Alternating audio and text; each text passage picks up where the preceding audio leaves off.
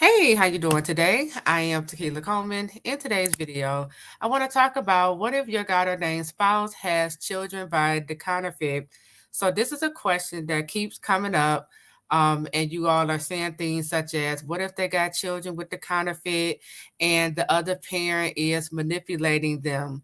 So I want to talk about this question, okay? And I want you all to understand that I have children by counterfeits. And it's not an issue between me and my God ordained spouse. And I'm going to tell you why it's not an issue, because I have co parenting boundaries in place.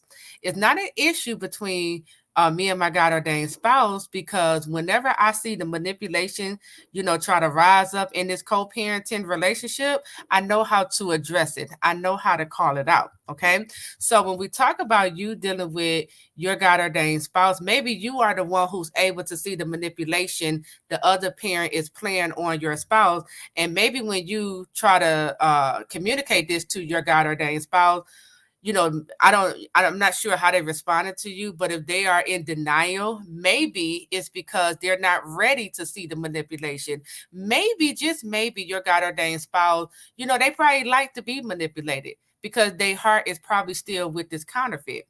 And so, for this reason, this is why, it goes right back to what I always say: pray against whatever God is showing you. Because if your God ordained spouse is allowing themselves to be manipulated by the other parent, it's one or two things happening here. Number one, the manipulation is happening because of your God ordained spouse's weaknesses.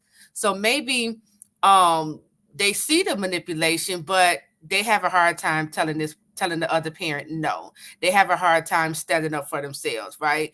Or they don't really have the proper boundaries in place to stop this manipulation. So that can be, what I'm addressing here are your spouse's weaknesses. And the way how you can help your spouse overcome these weaknesses is, number one, point them out to them, he or she. And also, you can give your spouse some advice. If you're able to talk to your spouse, be like, hey, maybe you could consider some co-parented boundaries in here, or maybe you need to just say no, just flat out no, right? Or if you don't even want to go the advice right route, then you can pray. You can pray and ask God, show my spouse the manipulation the other parent is doing on him or her. God, grow my spouse up in this area. Give my spouse the courage to stand up to the other parent and tell them no, right? So you can always help your spouse, okay, where their weaknesses are at. You can help them in prayer, or you can help them by giving them sound advice. Now, the other thing, what I was talking about, the other reason why you will see the manipulation happening in this co-parenting relationship is because your spouse may still have feelings for the other parent. And as a result of them still having feelings, they go along with the manipulation because they like to be manipulated. They like to go back and forth with this other parent. They like, they probably want to be around the other parent. And so, again, as a result, this is why you are seeing all of this manipulation. And this is also why your God ordained spouse isn't in a hurry to break away from this other parent and come back to you, because they like it. Weakness, let me give you the definition for weakness.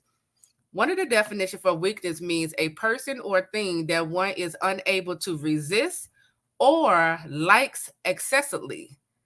Okay? So it's either this manipulation that you are seeing rising up in this co-parenting relationship, it's either your spouse like it, and which is why they tolerating it, or it is a weakness because your spouse doesn't know how to say no. They don't know how to stand up to the other parent, and put a stop to the manipulation. So this is where you have to discern what's really going on here.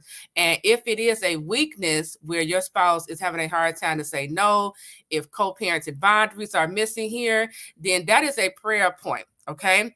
That's a prayer point that God wants you to pray and begin to pray. Ask God, give my spouse the courage, the confidence he or she needs to stop the manipulation. Okay. Open up my God ordained spouse's eyes to see how the other parent is manipulating them, how the other parent is using the children to keep them there. Okay.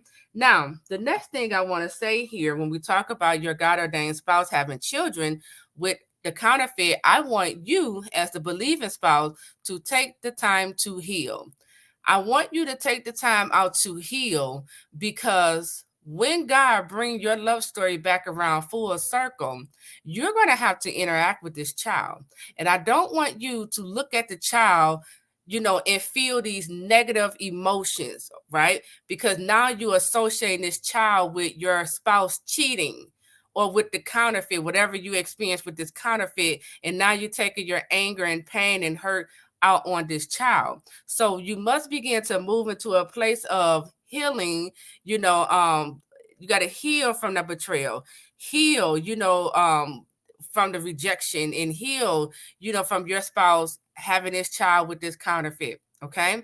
So that you're not now rejecting this child, because that's going to be your stepchild.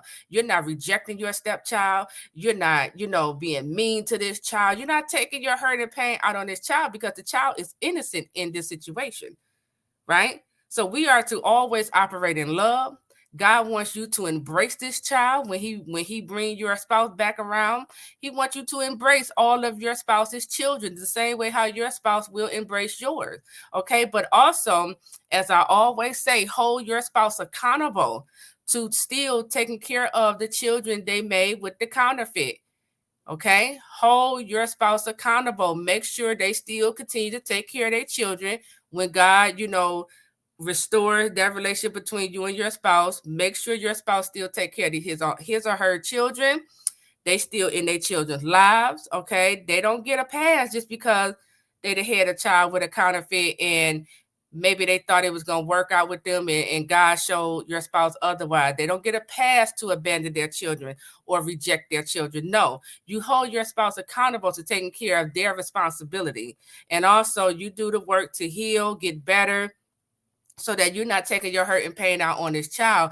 But also know, just because your spouse has children with this counterfeit, it really doesn't mean anything. It just simply means your child has children with a counterfeit. You still the spouse. God still is working on your love story. If your spouse is being manipulated, it's either because they want to be manipulated, or they have some weaknesses, and they just need help, turning those weaknesses into strength. Okay. So that is it. I am Tequila Coleman. I'll talk to you all real soon. Take care.